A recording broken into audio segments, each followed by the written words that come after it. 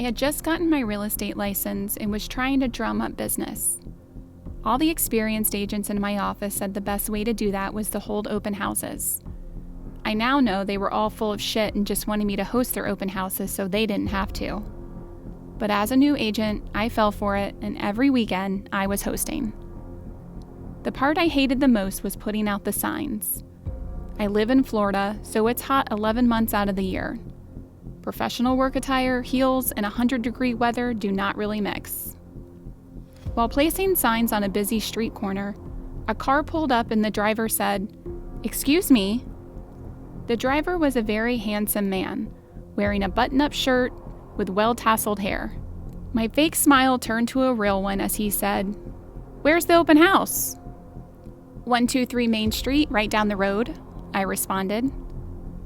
"What time does it start?" he said while looking at his watch. "In about 10 minutes, just putting out the last sign." I held up the sign as if I had to prove to him that I was really doing what I said. "Cool. Are you on a team or are you out here hustling by yourself?" I shrugged my shoulders and said, "Just me." He smiled and said, "Cool, I'm Clay. I guess I'll see you in a few minutes." He drove off as I put the sign in the ground. When I got back to the property, I quickly patted the sweat from my face and sprayed some perfume on my neck. Nobody came through for the first 30 minutes. I just sat there, scrolling on my phone, making stupid real estate posts on IG. "Come see me today at this beautiful house," with a cringeworthy selfie. Just as I made the post, the front door opened and a familiar voice said, "Hello?" It was Clay, the guy from the car. I hurried to my feet, fixing my dress that had been bunched up underneath me for the last 30 minutes. I quickly tucked my phone into my bra strap because I didn't have pockets. "Hi," I said joyfully, just happy to have someone show up. "Hi," he said as he reached his hand out. "I didn't get your name earlier." "Julie." He nodded in approval. "Here's a flyer. We're listed at 925, walking distance to the school, and popular restaurants." He looked around as I spoke but didn't say anything. The silence was a little uncomfortable, but mainly because I didn't know what the f*** I was doing. The list price and the proximity to the school was really all I knew about the property. Clay walked to the kitchen and I followed. He opened a cabinet door. "Are these soft clothes?" he asked as it slammed shut, startling both of us. "I guess not," he said as we both laughed. He stood in the middle of the kitchen and put both of his hands out by his side like he was a human airplane. He addressed the confused look on my face. "I do this to get an idea of how many people can fit in one space. I like to entertain." I nodded my head yes, as if what he said made any sense. He repeated the same action in the living room and dining room before asking me to give him a tour of the upstairs. When we got to the master bedroom, he again repeated the airplane pose. So weird, I thought to myself. Julie, would you mind standing over there?" he asked as he pointed to the corner of the room. "Sure." I cautiously made my way into the corner of the room. He put his arms out once again, but this time looked at me and motioned with his eyes for me to do the same. This guy can't be serious. He was. I just wanted to make a sale, so I put my arms up like an airplane. After a few seconds, he put his arms down and opened the closet door. I realized I was still standing there like an idiot with my arms up, so I went back to human mode and walked over to the closet. He put his hand to his chin and stared at the closet. "I think it's small." It wasn't small. The closet was huge, definitely big enough for airplane arms.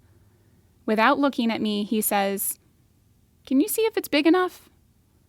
I knew what he wanted me to do. Reluctantly, and very annoyed at this point, I walked into the closet and put my arms out. My fingers didn't touch the wall on either side of the closet. "See? It's big enough," I said to him. His mouth bunched to one side as he was thinking. He shook his head no and motioned with his fingers for me to turn around. What is wrong with this guy? I did as requested and slowly turned in a circle. Just as my back was completely turned to him, I heard the closet door close. What the f***? I said out loud as I quickly turned back around. Hey! Hey, open the door! I tried the door handle, but I couldn't turn it. He was holding it from the other side. It's okay, Julie. I'm not gonna hurt you. His calm voice was unnerving. At first I was pissed, but now I'm just scared. How dumb of me to willingly walk into a closet with a stranger in the house. Not smart, Julie. I banged, kicked, and pushed on the door as hard as I could. Help! I screamed, hoping maybe somebody else came into the open house. Suddenly, I realized I had my phone. I took it out and dialed 911. I'm calling the cops, you son of a bitch! I put the phone on speaker so he could hear the operator say, 911, what is your emergency? Before I could answer, I heard rapid footsteps exit the room. I listened as they continued down the stairs. Hello? The operator said. Yes, I need help. I blurted out the address as I heard the front door slam shut. The operator told me to stay in the closet until police arrive. She hammered me with questions as I stood there, thinking about all the stupid decisions I made leading up to this moment. I heard footsteps coming up the stairs, followed by, "Police department!" I ran out of that closet so fast while yelling, "I'm in here!" It was a scary situation, but I do have some takeaways. Criminals and people with intentions to harm you can look many different ways. I definitely didn't think that a good-looking, well-dressed man would try to hurt me. Looking back, I know I made a lot of dumb decisions, like telling him I'd be by myself at the open house and willingly walking into a closet. Definitely not my finest hour. Please use caution when meeting with strangers. This was an open house, not a private showing. This man did this knowing there was a possibility that someone would walk in and catch him doing whatever it was that he had planned on doing to me.